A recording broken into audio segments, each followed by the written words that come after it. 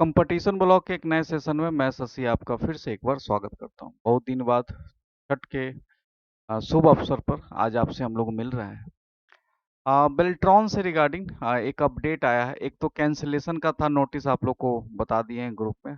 दूसरा एक प्रोग्रामर का वैकेंसी आया है।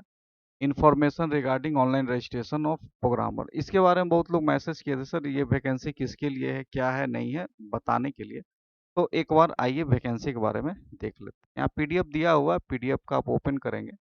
जब पीडीएफ को ओपन करेंगे तो आपको यहाँ पे सब कुछ मिल जाएगा। आइए बारी बारी से इसके बारे में देख लेते हैं। यहाँ पे उन्होंने बोला है, ये 4 तारीख का ही लेटर था। उन्होंने बोला प्रोग्रामर हेतु ऑनलाइन रजिस्ट्रेशन की सूचना दिया गया है। और ये भी सेवा संविदा पर आधारित ही, जानते ही हैं आप लोग हैं। ठीक है।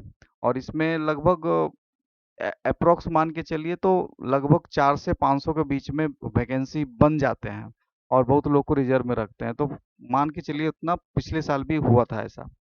ठीक है। तो उम्र सीमा 21 साल है।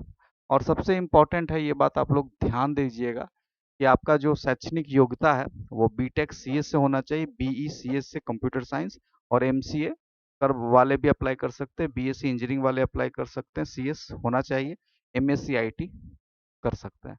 याद रखिए यहाँ पे बीटेक है, बीई है, बीएससी इंजीनियरिंग है, और बीएससी एआईटी भी अप्लाई कर सकते हैं। उन्होंने मेंशन नहीं किया, लेकिन हमको लगता है कि समकक्ष डिग्री है तो अप्लाई कर सकते हैं।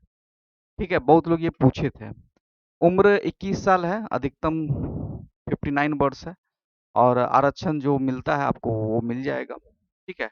और ये आपका सोमवार से यानी 11/11/2024 से ये लिंक सोमवार से उपलब्ध हो जाएगा। फॉर्म आप भर सकते हैं। ठीक है।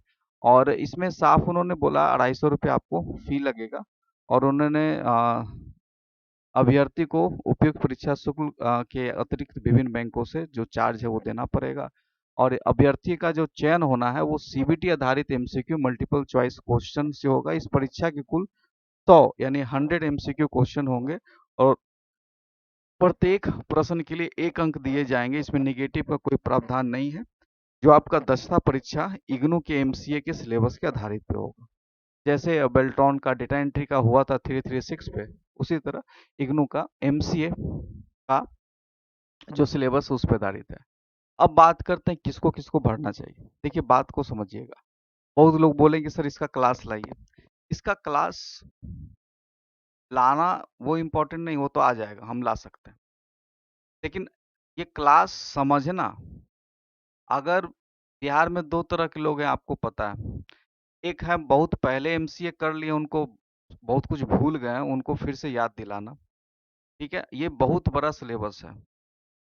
ये आप एडीसीए डीसीए मत समझ लीजिए, ये एमसीए है। एमसीए का उन्होंने सिलेबस को माना है। बीसीए भी मानते तो समझ में आ जाता है, एमसीए माना है। तो आपके पास सही में वो क्षमता है तभी आप, फॉर्म तो कोई भर सकता है 250 रुपया में, लेकिन इस एग्जाम को पढ़ने का क्षमता भी होना चाहिए।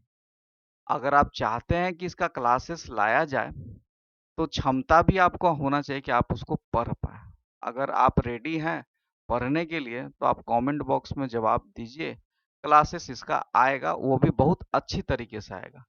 हाँ, ये उम्मीद नहीं कीजिएगा कि ये क्लासेस आपका क्योंकि इसमें और भी टीचरों को लाना पड़ता है, अकेले सब सब्जेक्ट नहीं होता है, इसमें बहुत सारा प्रोग्रामिंग का क्वेश्चन होता है। वो एक बार हम सिलेबस डिस्कस भी करवा देंगे आप लोग से। तो ये थोड़ा सा ध्यान में रखिएगा आप लोग, ये पेड कोर्स होगा। यूट्यूब पे पढ़ाना ये संभव नहीं है। ठीक है। इसलिए इस बात को समझ लीजिए आप लोग। और ये इसका ना सोचिएगा 1 महीना 2 महीना में नहीं खत्म होगा। एमसीए का सिलेबस आप लोग को पता है कि मास्टर डिग्री कितना साल का होता है। वो साल उतना का निचोड़ करके आप कहिएगा 1 महीना में पढ़ा देने के लिए, संभव नहीं। तो इसको, इस वास्तु स्थिति को आप लोग समझिएगा। और क्लासेस आएंगी, आप लोग कमेंट कीजिए। और 20-25 स्टूडेंट हो जाएगा तो ही हम क्लास लॉन्च करेंगे इसका। तो आप लोग जिनको जिनको ज़रूरत है वो कमेंट कर सकते हैं, उसके बाद फिर हम लोग इस पे चर्चा करेंगे। अभी एग्जाम तुरंत नहीं होगा, ये भी मान मान लीजिए। अभी उनका पूरा शेड्यूल बुक है, अभी फॉर्म भराएगा। अभी आपके एग्जाम होने में 4 से 5 महीना का समय लग सकता है। ठीक है। यही एक अपडेट देना था आप लोग को। चैनल पर नए तो चैनल को सब्सक्राइब कर दीजिए, घंटी के बेल आइकन को प्रेस करिए जिससे कि आपको लाइव का नोटिफिकेशन रहेगा। धन्यवाद।